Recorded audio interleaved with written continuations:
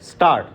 This appeal has been filed under section 37 within bracket 1 within bracket B of the Arbitration and Conciliation Act 1996 against the judgment and order dated 10/8/2021 passed by the Additional District Judge Court number 17 Lucknow in arbitration case number 02 of 2020.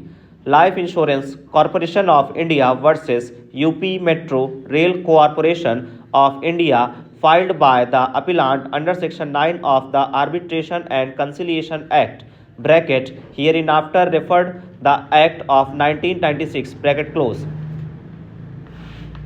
It has been submitted by Sri Sanjay Singh, advocate, that a lease agreement had been entered into between the appellant and the respondent corporation on 30/11/2018 for 348 square meters of land in front of its building Jeevan Bhavan, plot number 43, Hazratganj, Lucknow, which was earlier being used by the petitioner corporation for parking of vehicles by its employees.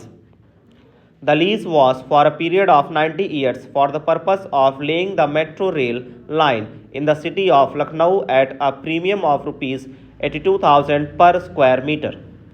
And as per the terms of the lease agreement, more specifically clause 9 and 11 thereof, the lessee was in no case to assign, relinquish, transfer or part with possession of the demised premises for any activity without prior written permission of the lessor, except activity as per the provisions of the Metro Railways Operation and Maintenance Act 2002 as amended from time to time, hereinafter referred to Act of 2002 or any other direction, guidelines, statutory regulations issued by the government or any court of law in this regard.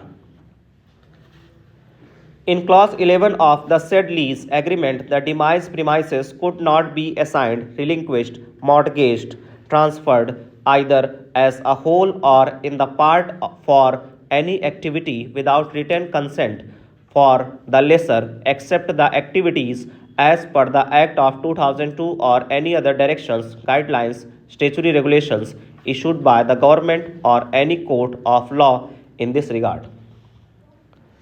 However, the Uttar Pradesh Metro Rail Corporation, hereinafter referred to as UPMRCL, entered into a license agreement with Mr. Brown, a bakery, for commercial purposes for some gain. This fact came into the knowledge of the officers of the appellant on 25/10/2019. And on 7/11/2019, the then manager of the appellant wrote a letter to the respondent corporation to explain about the activities done on the lease property for opening of an outlet of Mr. Brown. In reply to the said notice letter, the UPMRCL admitted that had entered into a license agreement with Mr. Brown to open its outlet. On 23/11/2019, the appellant found that on the demised property construction was going on in full swing and the respondents had opened a door towards the parking of the petitioner and constructed a platform by encroaching upon the land of the petitioners. On 1/1/2020, the petitioners corporation again wrote to the respondent asking them to stop all construction activity, but the respondent failed to comply. There being a clause in the lease agreement for referring of the dispute to the arbitrator under the Arbitration and Conciliation Act 1996, the appellant repeatedly requested the respondent for reference of the dispute to arbitration. The respondent refused to act on the same. Later on, it was learned by the appellant that the agreement for opening of outlet of Mr. Brown had fallen through, and one has hazelnut factory, also a bakery, had been licensed the demised property. After invoking the arbitration clause, the appellant approached the Court of Additional District Judge under Section 9 of the Act of 1996 for grant of interim stay for all construction activity on the demised property by the licensee third party till finalization of arbitration proceedings. The respondent corporation filed its written statement saying that act of the respondent was within the ambit of the terms of the lease agreement as it had only granted license to Mr. Brown for opening its outlet within the area under the possession of UPMRCL.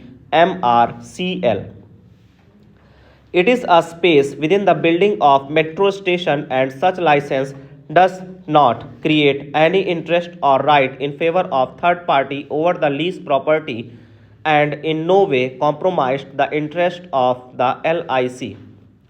The action of the UPMRCL was within the ambit of Section 6 of the Act of 2002. The appellant filed a replication refuting such claim of the respondent and saying that the demised property was not on the land occupied by the metro railway line as it was leased to the respondent for a specific purpose under the terms and conditions of the lease agreement, which had been violated. After exchange of pleadings, the additional district judge who was assigned arbitration case number 02 of 2020 has refused to grant interim injunction for protection of rights of the parties.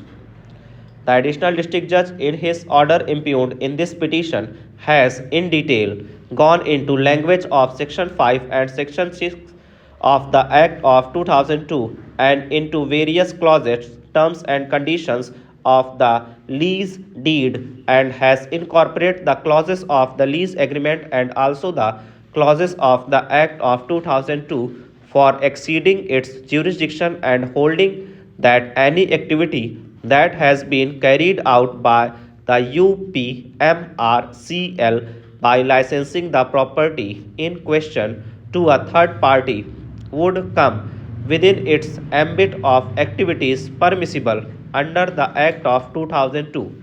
He has interpreted the phrase any activity to say that it cannot be given a restricted sense of laying the